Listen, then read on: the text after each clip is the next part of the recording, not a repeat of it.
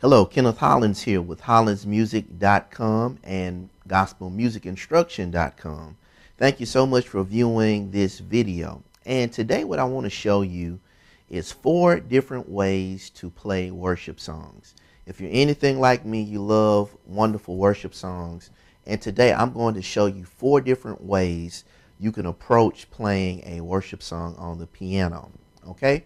So the first thing that I'm going to do is I'm going to play a song entitled Anthem. It's also known as You Have Won the Victory, in the key of D major by William Murphy. I'm going to use this song to demonstrate these different ways of playing a worship song. So I'll show you the song first, and then I'm going to show you the different ways that you can approach it.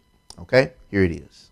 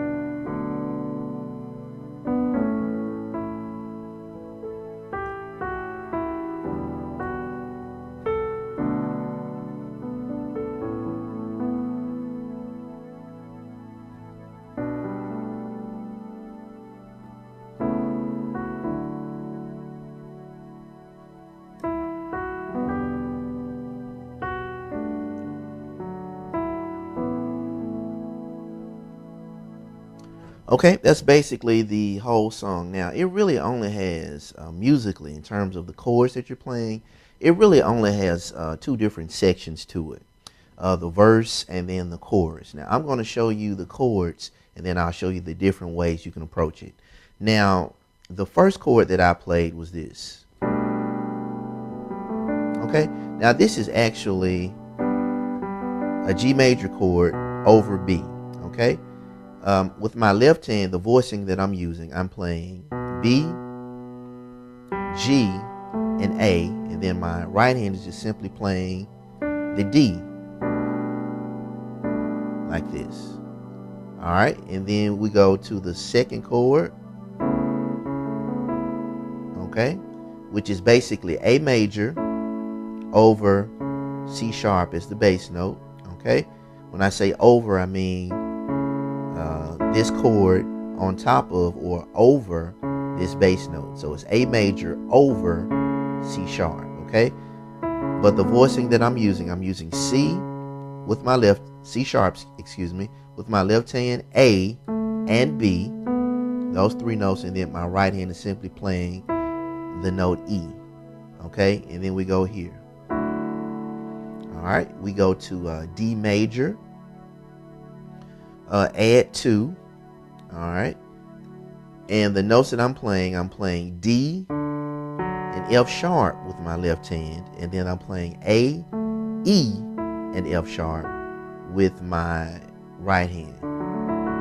And I want to mention too that on each one of those chords, I added the number 2 to each one of those chords, okay? So on the G major over B, I added the 2 of G, which would be A.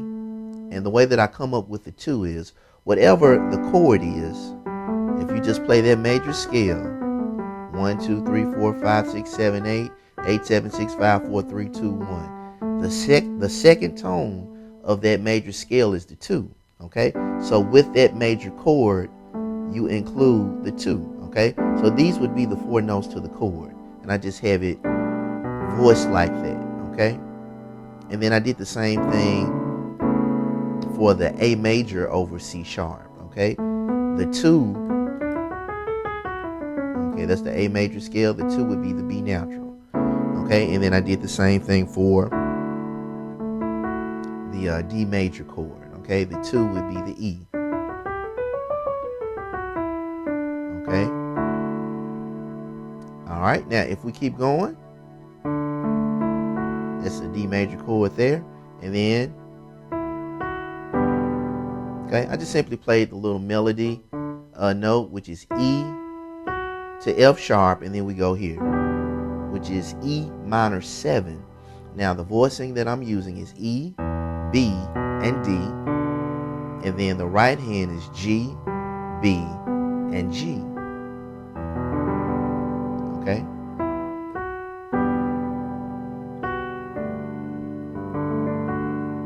Okay. You can look at this like two different types of chords. You could look at it like G major 7, or you can look at it like D major over G. Okay, just inverted. All right, but the voicing that I'm using G and D with my left hand. That's a fifth, and then A, D, F sharp with my right hand. Okay, and by fifth, I'm just simply speaking of the notes of the scale again. This is the G major scale, 1, 2, 3, 4, 5. When we put the 1 and the 5 together, that's a fifth, and it's very common to do with the left hand, and it helps to give you a fuller sound with your chord. Okay, so again, and then we go here. This is simply A major with an added 2. Okay. Left hand, I'm playing a fifth, the A and the E, 1, 2, 3, 4, 5. And then I'm playing A major with a 2. All right. And the notes are A, B, C sharp, and E. Of course, with the A and the E. All right. Now that's the whole verse. Okay. That's all you have to do. So again,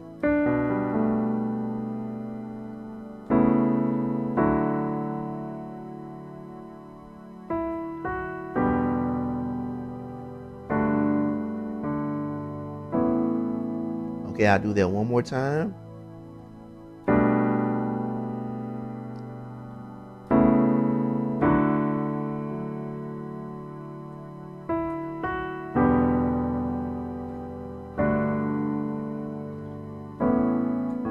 Okay, and then we go to the chorus where it does this.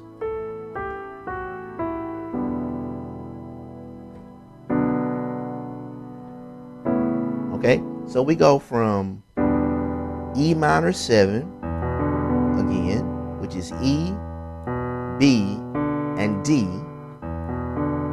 with the left hand. Right hand is G, B, and D.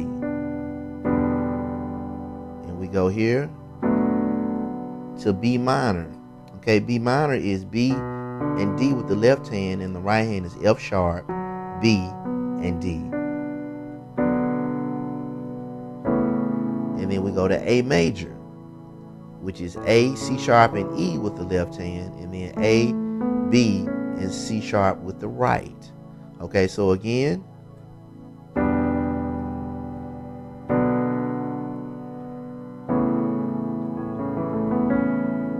all right, and then we repeat that same chord pattern.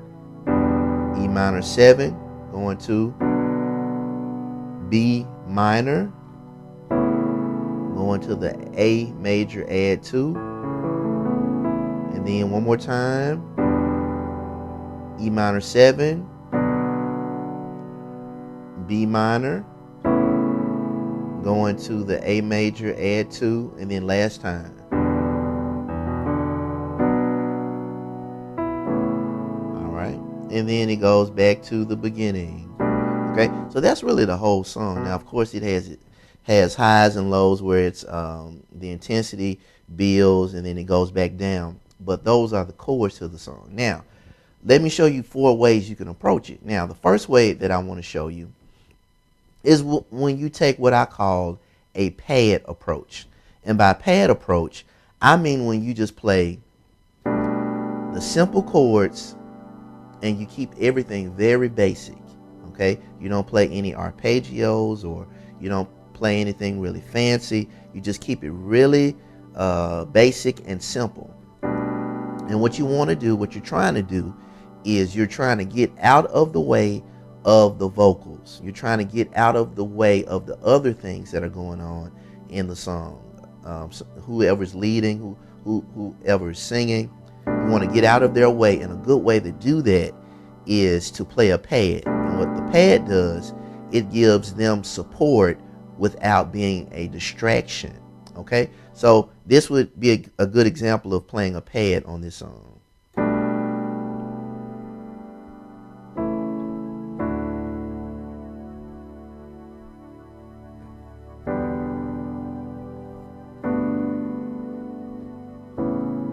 Okay, notice I'm not doing a whole lot.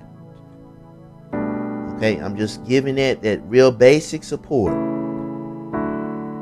Okay, and that gives the singers room to sing on top of that, and is very supportive to them. Okay, now I call that a pad. Now I'm basically playing the same notes. I'm changing some of the voicings here and there, but what I showed you in the beginning of this video basically are the same notes. Okay, and now that's a pad approach. That's one way you can approach it. The second way that you can approach it is where, say for example, you get to a section of the song where you may want to play the melody of the song. It could be an instrumental break or an interlude or something like that, where you may want to play the melody like this.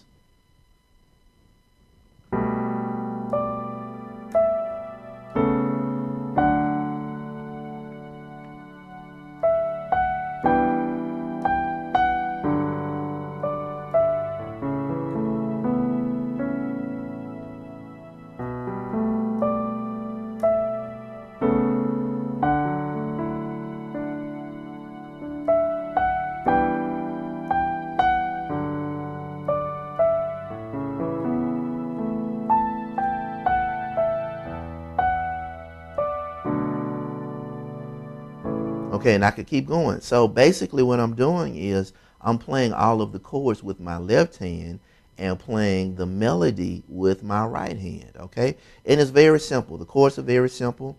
In the beginning, I just simply played B, G, and A with my left hand, to C sharp, A, and B with my left hand, to D, F sharp, A, and D. Okay, and then we went here. All right, that's the E minor 7, E, G, B, and D. I'm doing all of that with my left hand. And then here, this is the G major 7, or the D major over G. G, D, F sharp, and then the A major, A, C sharp, E, and A. And what that does is it frees my right hand completely up, where I can play the melody of the song or even just some other things that I may want to do. So again, for example,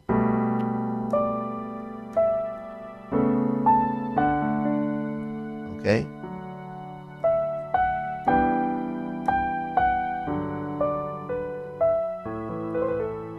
okay, just whatever I choose to do with my right hand, it frees me up, and that's really effective if you get to a portion of the song where you may want to play an interlude, or the singing stops, but you want to continue that melody. That's one way that you can do it.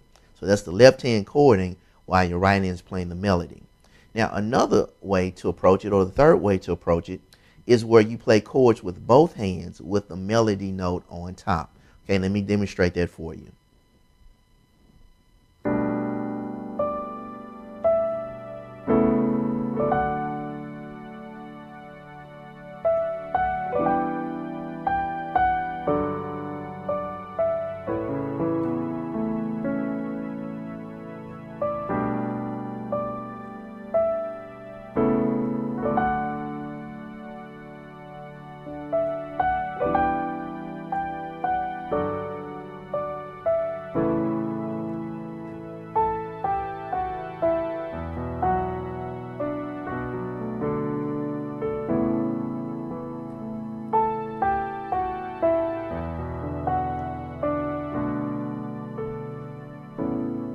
Okay, now hopefully you notice I'm playing chords with both hands now, but I'm making sure that that melody note is on the top of each chord that I play, okay? And I try to make the melody note the top note because it's easier to hear the melody when it's the top note of your chord, okay? So, and basically all it is, you take the same notes of your chord and you just spread them out with your both with both the left and the right hand. So for example, all right, this is my first chord, B, G, A, left hand, and my right hand is playing D, and then another D. I'm using it as my melody note. Okay, and I just move this D to E for my melody. Okay, and then I go here. My left hand is playing C sharp, A, and B. My right hand is simply playing the A, and then we go here. Okay, now my left hand is playing D, F sharp, A, D, and my right hand is playing A and F sharp. Okay, and I can approach the whole entire song like that, where I'm playing chords with both hands, but I'm doing it in such a way where the melody note is the top note, and that's really effective too in the right situation. Now, the fourth way is what I try to do to create more intensity, and that's when I use arpeggios to play the song. And by arpeggios, I mean you take the chords of the song and you break the notes up and you play them in somewhat of a rhythmic fashion. So for example, it would be approached like this.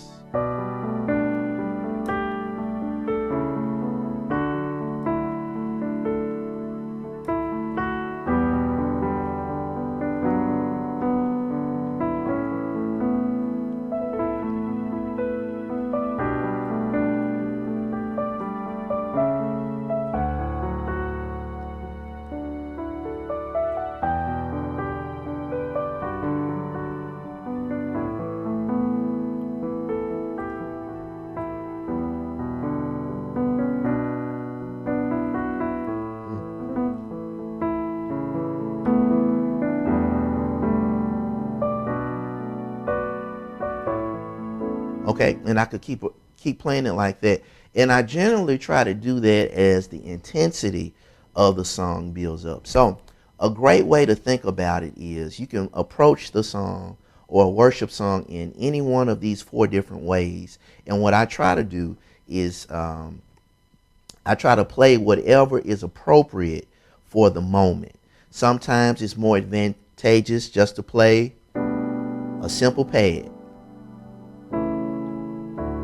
In other words, sometimes less is more, okay? Where you're not being a distraction, but you're just being the support for the vocals. And it's very important to play the appropriate thing at the right time. Or it may be an interlude where there's no singing, and then you may want to take the melody at that point. So it'll be like this.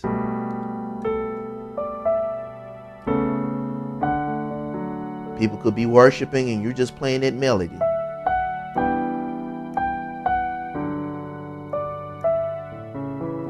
Okay, and at times that's the best thing you can do. Or you may say, I want it to be a little fuller, but I still want that melody in there.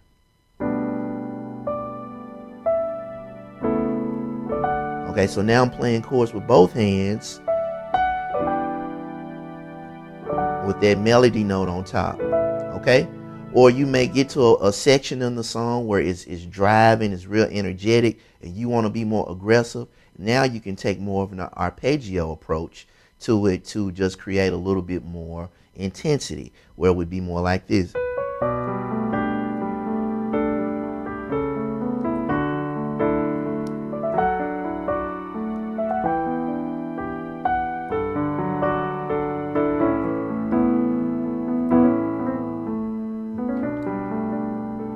Okay, and so those are four different ways that you can approach worship songs. Now, just a little bit more about the arpeggios. All I'm simply doing is I'm taking the notes of my chord. Let's just take the first chord, for example. The G major over B. The G major add 2, should I say, over B. So my four notes are G, A, B, and D. Okay? And B just happens to be my bass note. Now these are the notes that I have to work with: G, A, B, and D. And I just take that and I play that in a rhythmic fashion, holding my sustain pedal like this. I'm only going to use those 4 notes in different octaves, okay, like this.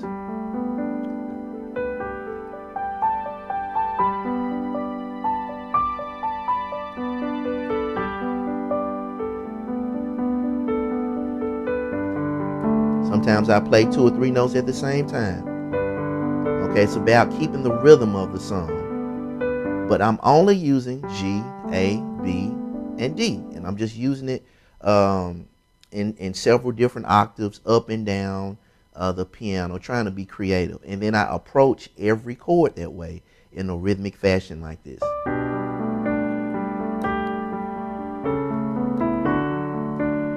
Sometimes 3 or 4 notes at the same time. Playing little melodies in there sometimes too.